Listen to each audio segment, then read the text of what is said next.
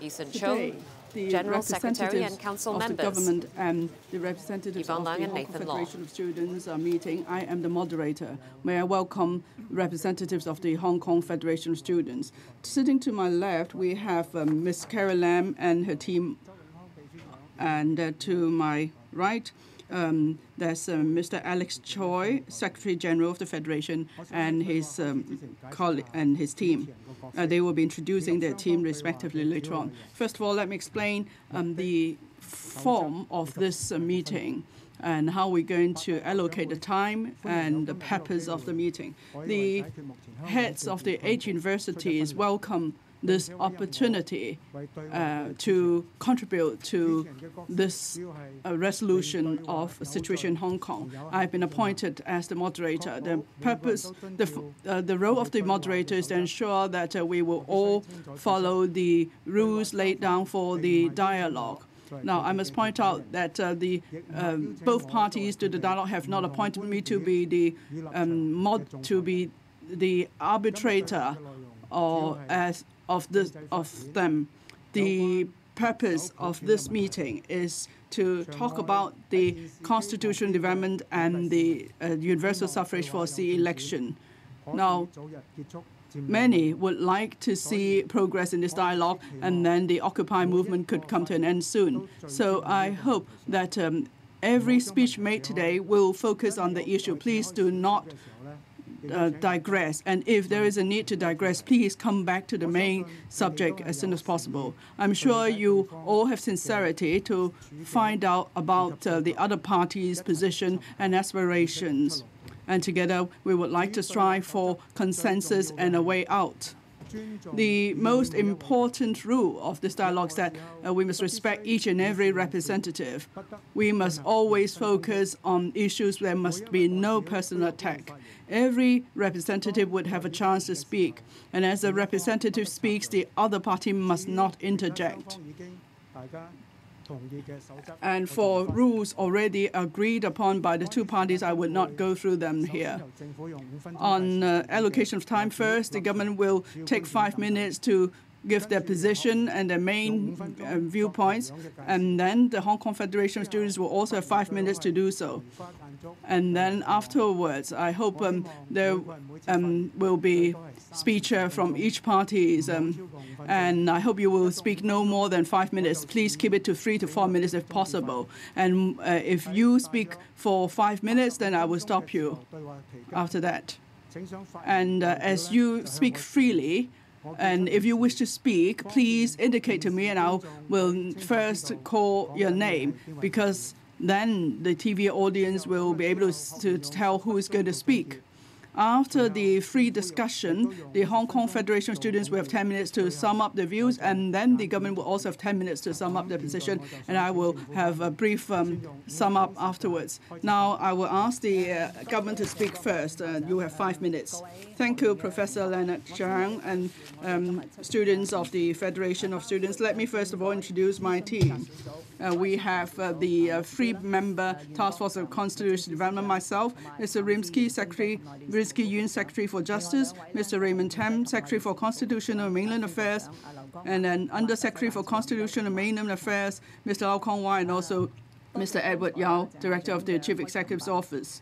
I would like to thank Professor Zhang for your opening remarks. On the 2nd of October, the Federation of Students issued an open letter to me requesting a dialogue with me with constitutional reform as the only discussion topic. The Chief Executive made a positive response late at night on the same day I recall. It was past 11:30 p.m. He appointed me, the other two colleagues of the three-member Task Force on Constitutional Development, and two other colleagues to meet with the representatives of the Federation.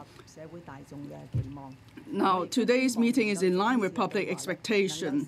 I hope the meeting could ease the current tension in society. In preparing for this meeting, a number of middlemen put in much hard work and provided assistance in the past 2 weeks. I'd like to take this opportunity to express my heartfelt gratitude to them. I'm also grateful to Professor Leonard Zhang for agreeing to be the moderator of this dialogue. I and my other colleagues from the SAR government have come here with sincerity to meet with the students. This is not a debate contest, so it is not about winning or losing. I hope we will make the most of the 2 hours today for a candid and meaningful discussion on Hong Kong's constitutional development. The SAR government respects the students for your ideals and perseverance in pursuing democracy, as well as your persistence in striving for constitutional development in Hong Kong. We all love Hong Kong. We are all full of passion in the future development of Hong Kong, our home.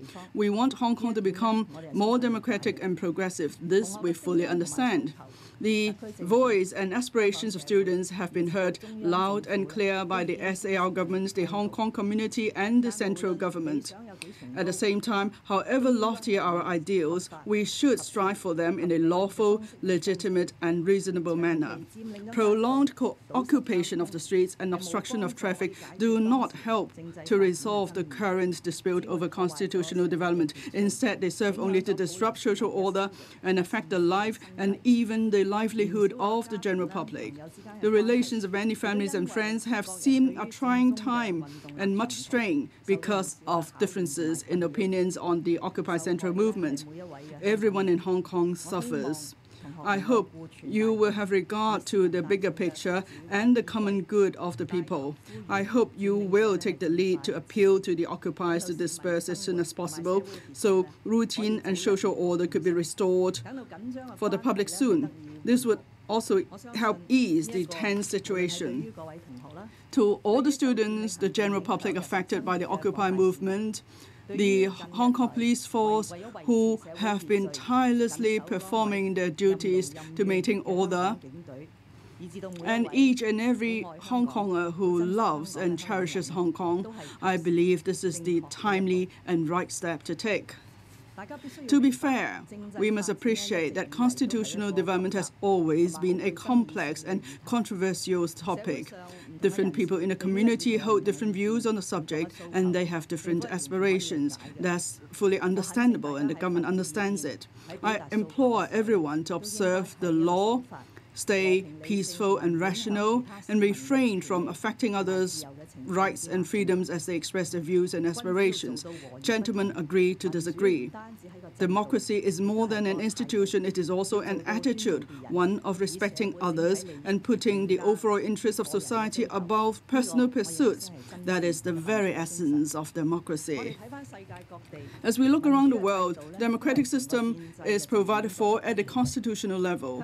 Hong Kong is a special administrative region of the country. The establishment and development of the Hong Kong's democratic system must be provided for at the constitutional level. That is the Constitution of the country and the Basic Law. The Basic Law was promulgated in 1990 after 4 years and 8 months of extensive consultation and consideration.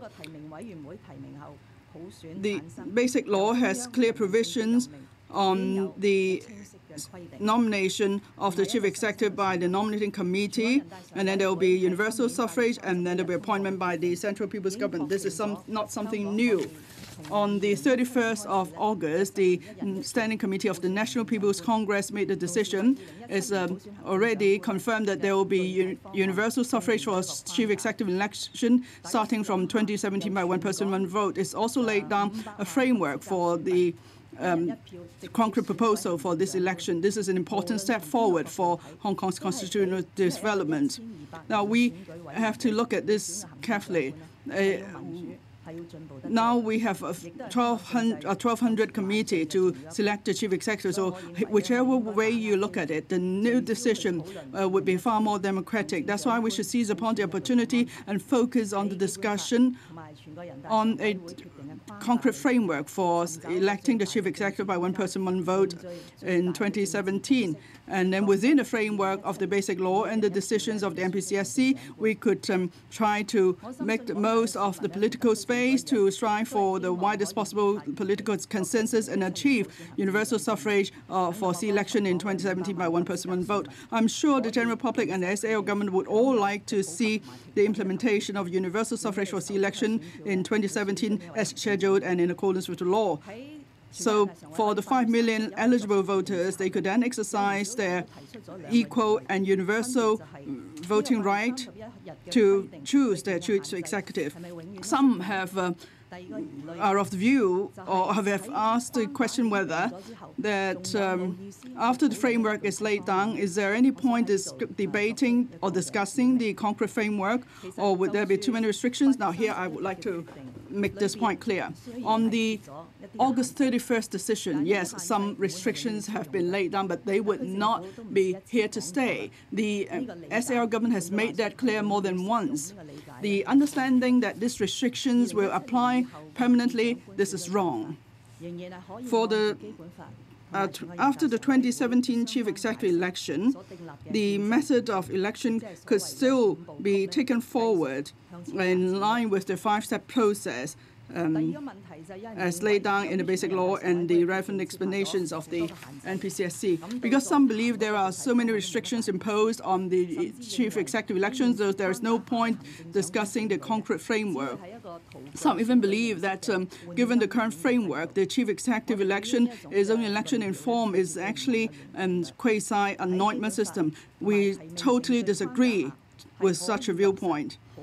Under the basic law and the nominating procedure framework, there could be universal and equal suffrage.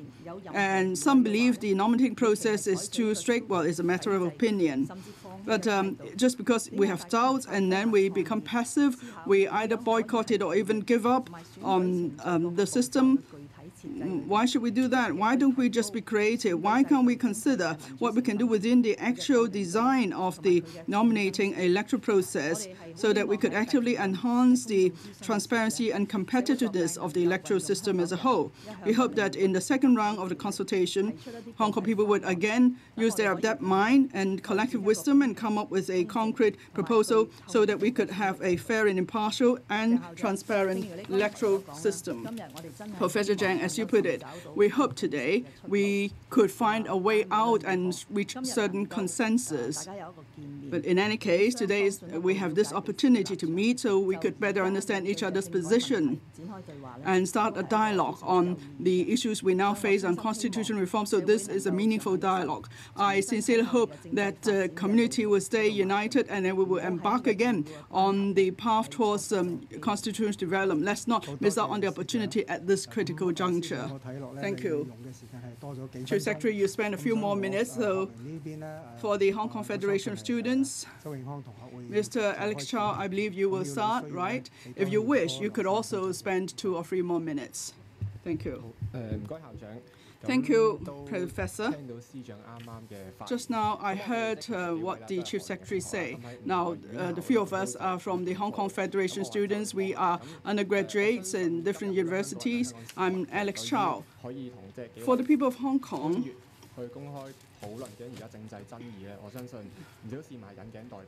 probably they have all been hoping for this dialogue with the government. We started the class strike on the 22nd of September. Tomorrow will be a month. On that day, 13,000 people came out. Students came out. They started a class strike because they saw a major problem with the constitutional system of Hong Kong. They believed they had to go for class strike to awaken the community. We must all be concerned about the subject before we could take things further. Now, on the 22nd of September, we started class strike, and then towards the end of September, hundreds of thousands of people took to the street to engage in civil disobedience. Now, where they've been fed enough pepper spray, there was tear gas, and then they were hit by the police batons. You see many people bleeding and hurt. Why did they come out? I don't think they wanted to come out, but they had no choice. They felt that they had no other means. They were forced by the government to come out, so they had to come out and make their voices heard. A month ago, We had a dialogue with the government official, C.Y. Leung. We asked to meet him, and after a month, we finally had this chance to meet with government officials. Now, without confrontation, people believe we can't get hurt.